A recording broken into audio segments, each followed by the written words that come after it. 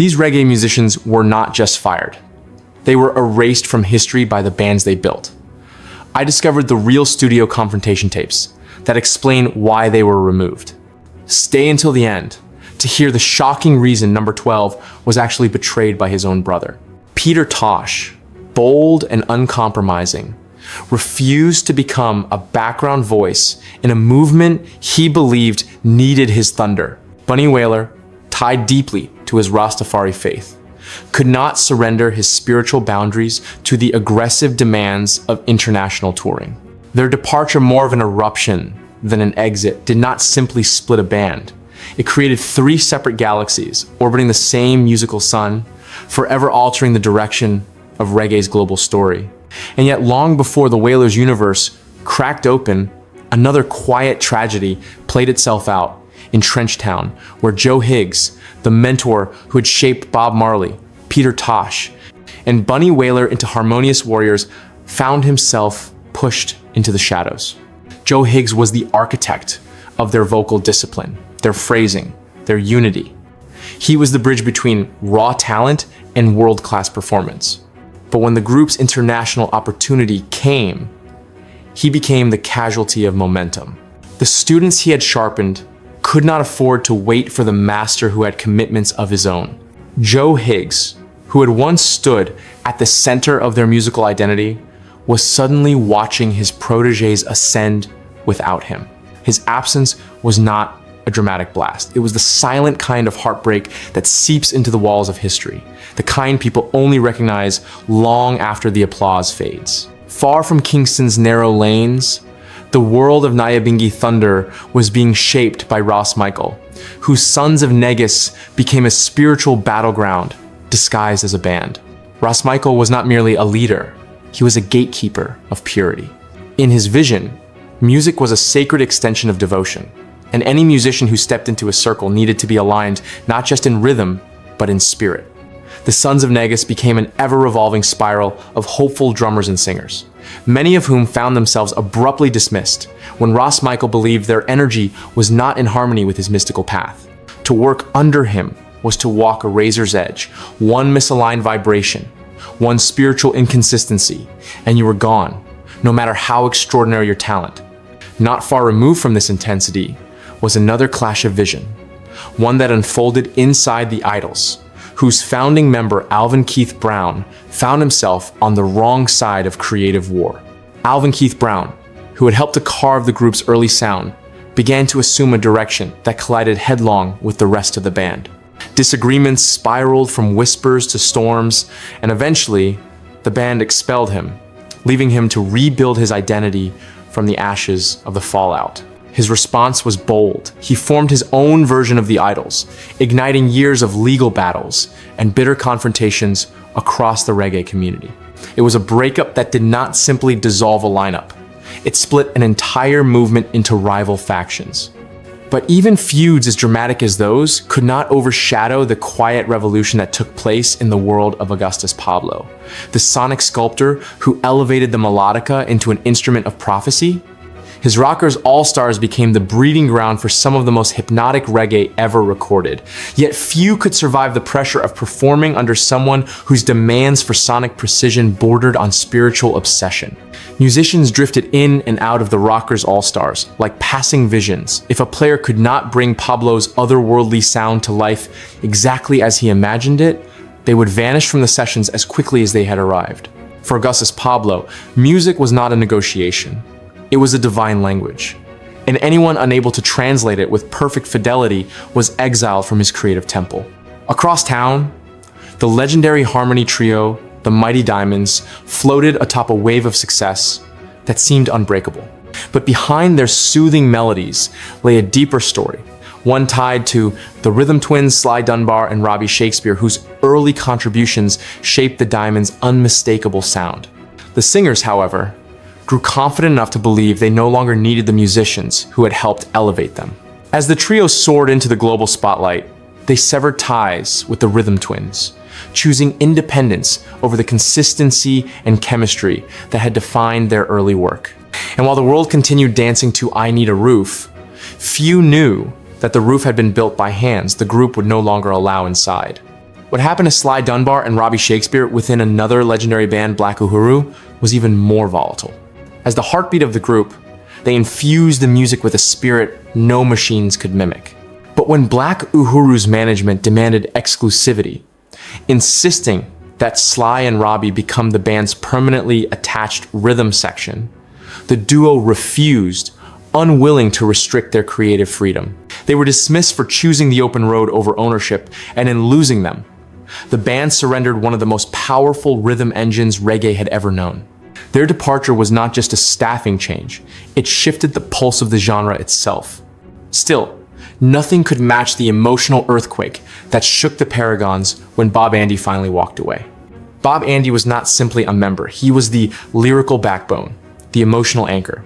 But songwriting disputes and financial tensions carved deep fractures inside the group. His frustration became unbearable, and the Paragons watched one of their brightest stars turn his back on them to pursue a solo path that would eventually eclipse the group's remaining years.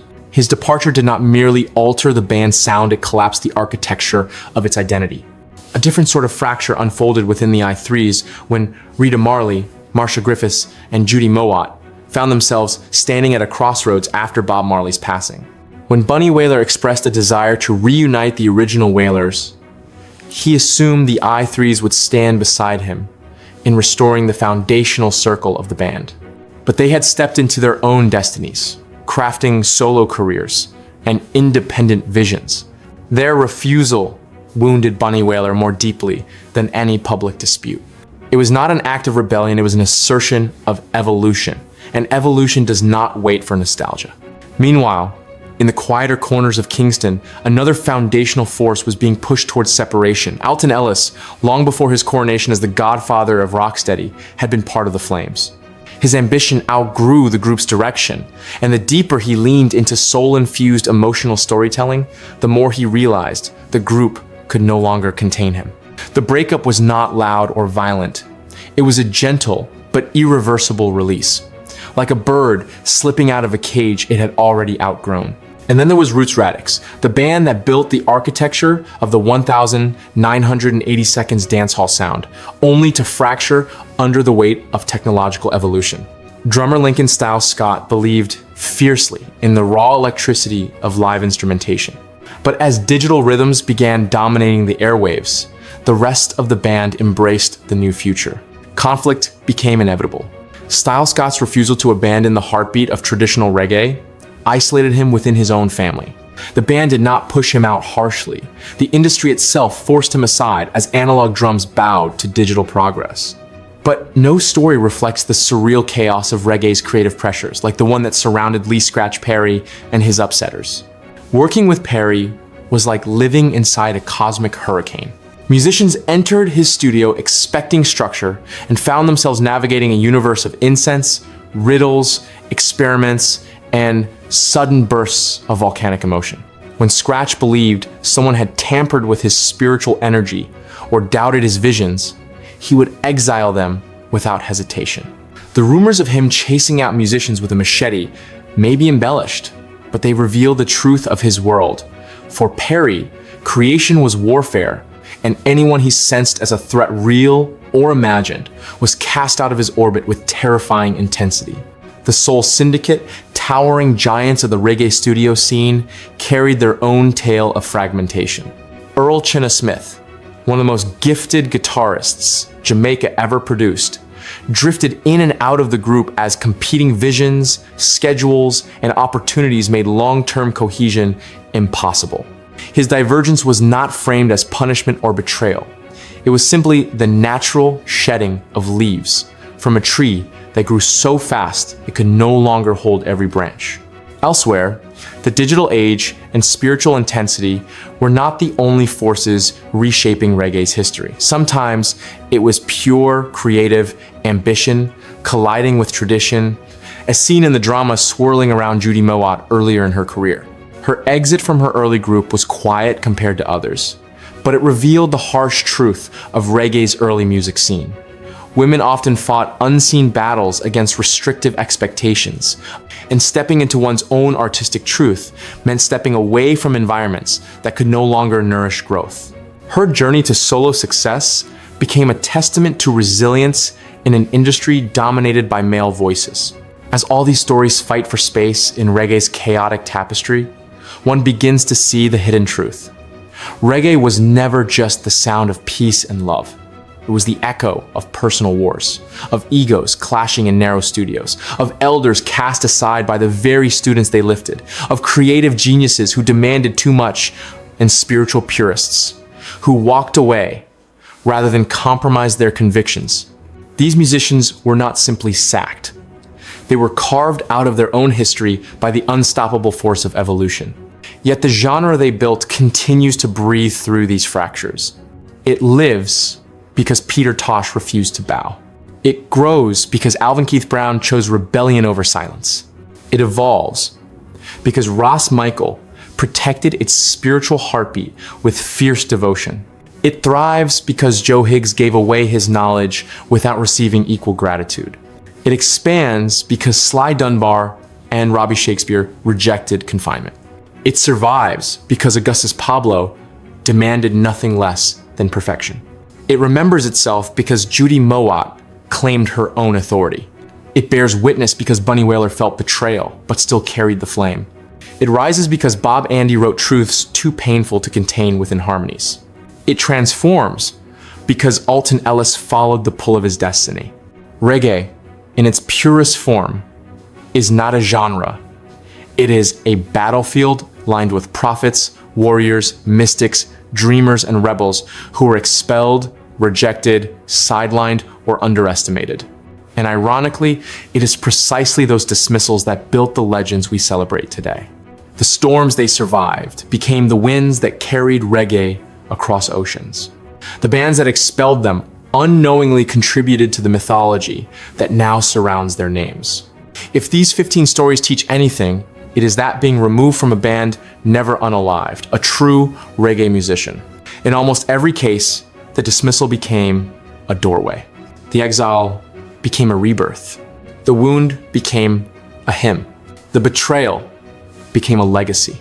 Now you know the secrets behind the exits. Which dismissal do you believe changed reggae's direction the most? Debate who deserved to stay and who had to go in the comments below. Follow for the next chapter of industry betrayals they never wanted you to hear.